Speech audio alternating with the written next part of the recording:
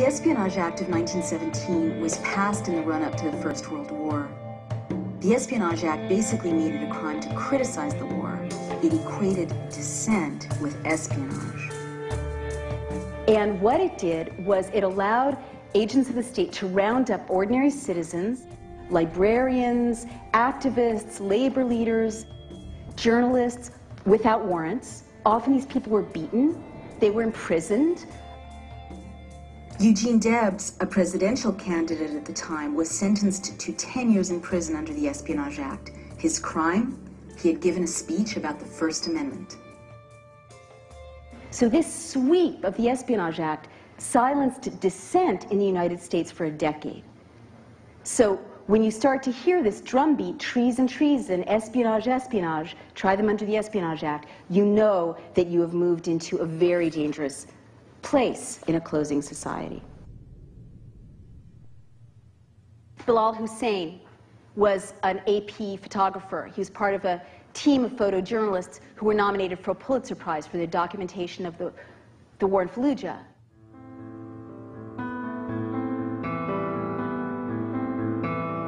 He was seized by the US military and held for over a year. The AP couldn't find out where he was, what happened to him, what the charges were against him. The charge was that he hung around insurgents. Let me tell you, as a journalist, you don't get the story without hanging around your subjects, right? That was a crime. He was practicing journalism. But in that time, if you're the head of the Associated Press and your guy's in custody, God knows what's happening to him, how tough are you going to be on the White House, right? You think it doesn't send a chill? Hussein has maintained his innocence, insisting he was only doing the work of a news photographer in a war zone. You could say, well, that's Iraq. But what if reporters here in the United States get threatened with jail for the crime of practicing journalism? Training is public safety and traffic hazard. Get back, get back, get back, get back, get back! Everybody get back! Everybody step back! Another really scary example for those of us who are journalists here at home is Josh Wolf, no relation. He's an American freelance journalist who was jailed by a federal district court for refusing to turn over a collection of videotapes he had made during a political protest.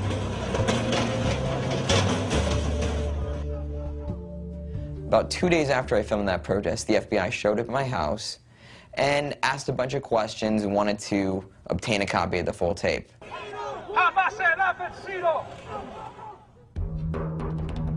Even after the FBI's subpoenas, Josh Wolf acted like a journalist and refused to turn over his sources.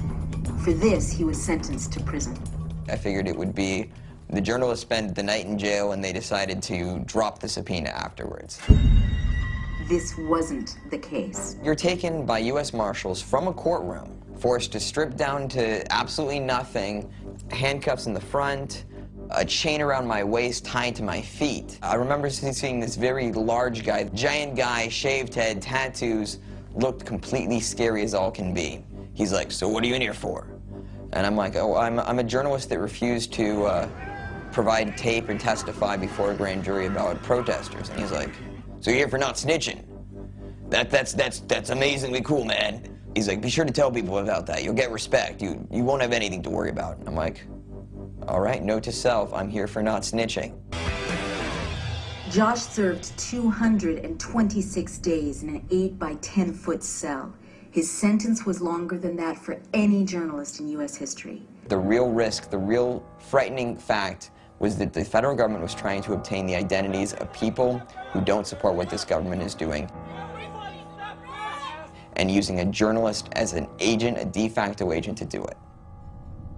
When I was speaking to intelligence officials about WMD in Iraq, they were willing to speak precisely because they knew that I would protect that confidentiality. And when you lose that ability to guarantee somebody's, to protect your sources, then you lose that information. Ultimately, it's the public as a whole that loses.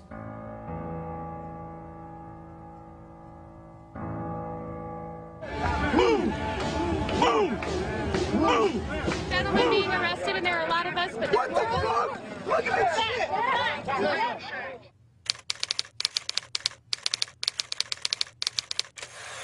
The ninth step is to recast criticism as espionage and dissent as treason, and you see this more and more.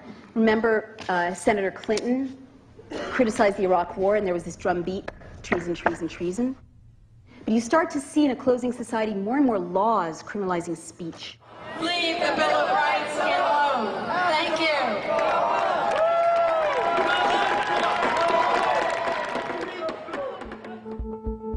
We already saw the White House use laws to silence dissent.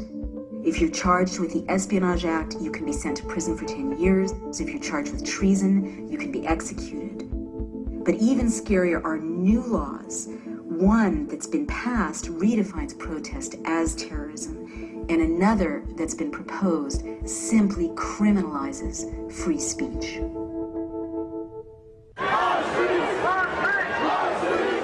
At the Republican National Convention in St. Paul in 2008, 400 American citizens were arrested for protesting. Over 100 were charged with felonies, and dozens of reporters were arrested.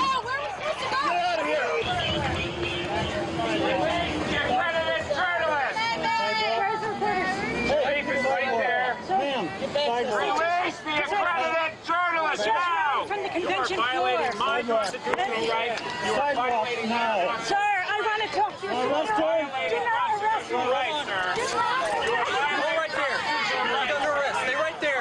Back up. Back up.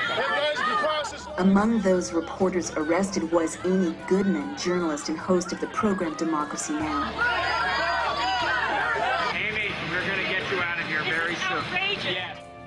In a nearby park, there was a mass arrest of more than 200 people who weren't even part of the convention protests. You know, we knew that we hadn't done anything wrong. No one was really even holding signs. No one was really even demonstrating. We were all just hanging out. Out of nowhere, the police tightened in, and everyone's kind of getting nervous at this point. And they get on the bullhorn and they say, "Ladies and gentlemen, you're all under arrest." Ladies and gentlemen, you're under arrest. Are you serious? Please be seated. I'm seeing families and, like, you know, kids with University of Minnesota shirts, and like, and at that point, no one really believed it. But then as they started slowly moving in, it became real clear that this was a mass arrest and that they were going to arrest people without any probable cause, without witnessing any sort of crime other than hanging out in a park.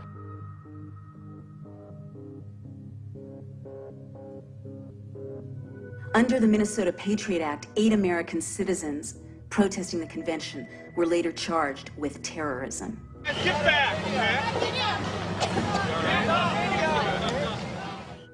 HR 1955, which blessedly hasn't passed so far, partly because we've been out there beating the drum about it. It was a bill with lots of support, passed in the House, on the way to the Senate, which would basically criminalize this conversation, because it was so loosely worded that it criminalized any advocacy of the use of force against the government. Now, this is right out of Stalin's playbook. It was so loosely worded that if you say, as I'm going to say at the end of this, we need to investigate and prosecute anyone who's committed crimes in the White House, that's criminal. And it would implicate you, by the way, as being supporters of criminalized speech. And that is the hallmark of a closing society, because there's now an effort afoot to recast anyone who's critical of the state as a terrorist.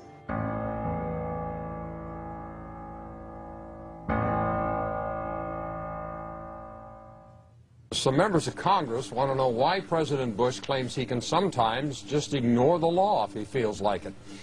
This president's theory of his power is now, I think, so extreme that it's unprecedented. He believes that he has the inherent authority to violate federal law.